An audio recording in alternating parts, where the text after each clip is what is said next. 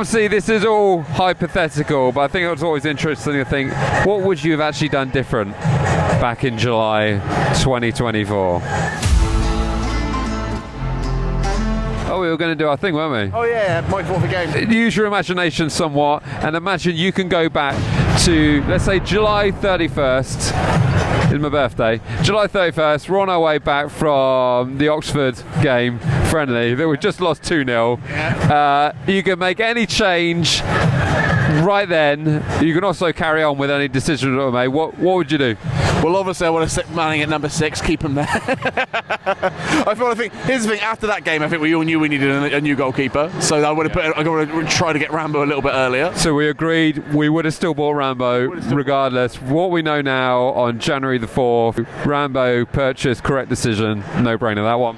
And then it needs to be wingers, doesn't it? Really. Like, I don't. Even now, I'm not even sure who you're bringing in and how you improve it.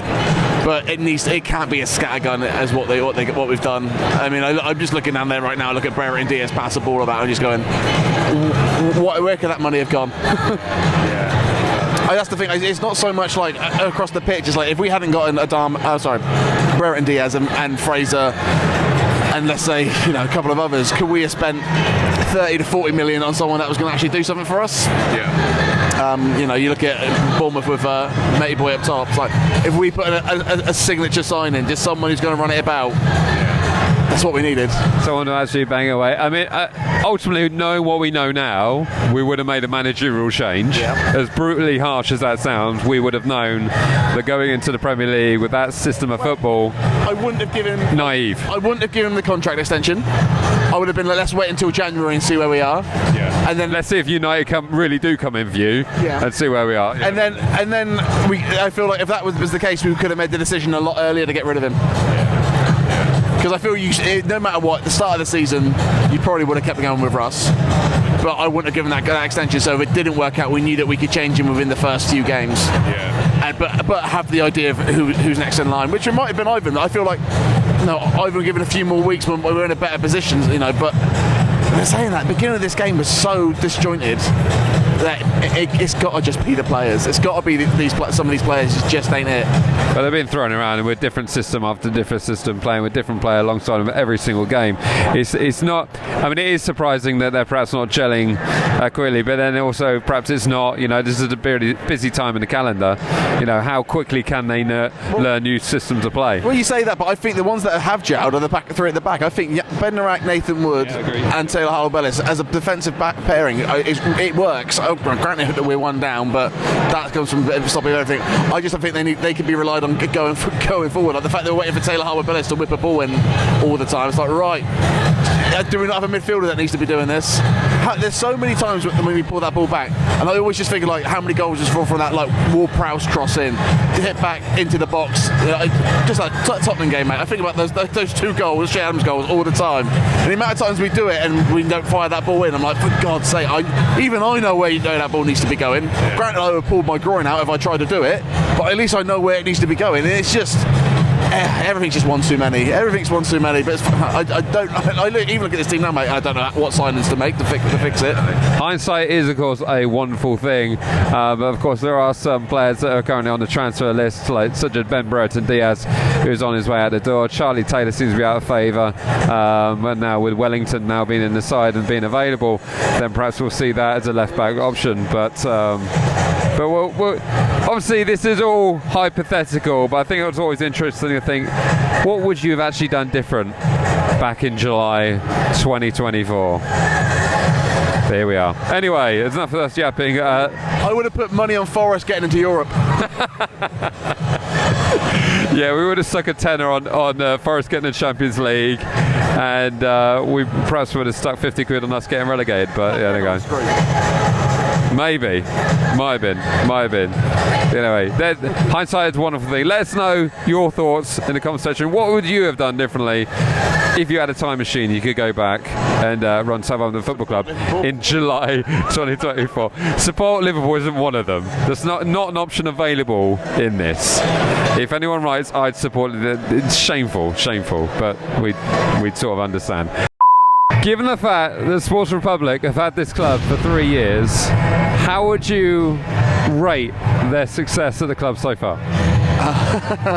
Bear in mind that anything we say now is going to stop those money trucks from reversing and dropping cash off at our house. Okay. So we're not going to get any access to the club anymore. It's just going to be dropped off. But we don't care about that. We're just going off the rails here. How are we rating it? Sorry, Phil, I can't come for lunch after all. Bruh. If you're asking me, are we in a better or worse position than when they took over? Worse. Yes, I would agree with that. However, we were kind of stagnating under the previous regime, with no money being spent on us, and it was inevitable something was going to happen, wasn't it? I think on the footballing side of everything like that, it's way worse. But I think on the commercial side, you look at everything else surrounding the club. There is a better identity now. They're trying to bring as much revenue in, and you can see it's a lot better around the stadium. You can't deny that. But on the pitch, it just isn't. From when they took over, it just isn't. But that can change. All it takes, mate. All it takes is one change. But how do you feel? 2 years on? How you feel about it? Yeah, well, 3 years on. 3 years on? Yeah, would you believe it's 3 years? I'm kind of mixed because I see what we were like before. We weren't spending any money on the squad. We were losing players left, right and centre. We were bringing in talent in place of talent that we were losing that wasn't really cutting it. So it was spiralling out of control. If we were lingering in the lower half of the championship right now, I'd say it would be a massive failure. But because of where we are right now, albeit we're bottom of the league, of the Premier League, we're in the Premier League. They got us back up to the Premier League. I think the failings are the fact that they trusted the wrong people. Jason Wilcox is now at his job at Man United, and we were still playing his kind of system football with a manager that he installed at this club. That effectively, last season we conceded 63 goals. To think that we could come into the Premier League and not come off any worse with that system, I think it's just pure ignorance. So if I have to I think Rasmus Ankersen has to look at that and go, I should have been there. Because if he has a theory for how he wants football to be played, and he was bringing that into the club with the sports republic realm, he should have stuck with it. I'm somewhat of the opinion, would you rather Martin Semmens had gotten the money that we've got here? If Martin Semmens was still in charge, and having that old regime on the footballing side of things, bringing that, it's just that whole Jason. It's all those backroom staff that we lost in the last couple of years straight away. The moment that anything looked decent, it went. And I think all the things that they if you think Sports Republic, if they had everything their way, right now we would be a mid-table side with Nathan Jones in charge, with Jason Wilcox running everything behind the scenes, and we'd be having a nice time. However, we've got none of that. Not having a nice time. But the only upside from that was Nathan Jones is not here. That is a good thing. But yeah, it's just nothing's gone the way they'd imagined it, and I think, and how much of that is because of their kind of almost stubbornness, a lot like Russ, of just like, this is how football's played, this is how we need to be. There's not a gap between the Championship and the Premier League in the bottom 10. Well, there is. There drastically is. And I think they've learnt that lesson now. And you did have naive football club owners coming in here, and I think they've had their absolute butts whipped in the last 3-4 years. So have they learnt a lesson? Are we all learning lessons here? We're learning it right now. Are we going to go down and come up again knowing a little bit better? Who knows? All I want to see, mate, is Onuachu score a goal. That's all I want in life. Yeah, that's basically what we want to see. We want to see goals to be scored at this club, and let's hope we see some today. But if I had to give it a grade, I'm going to go for a C-. Is that fair? I give it a D- at best. There we go, C-, because I still want some of the money from the club.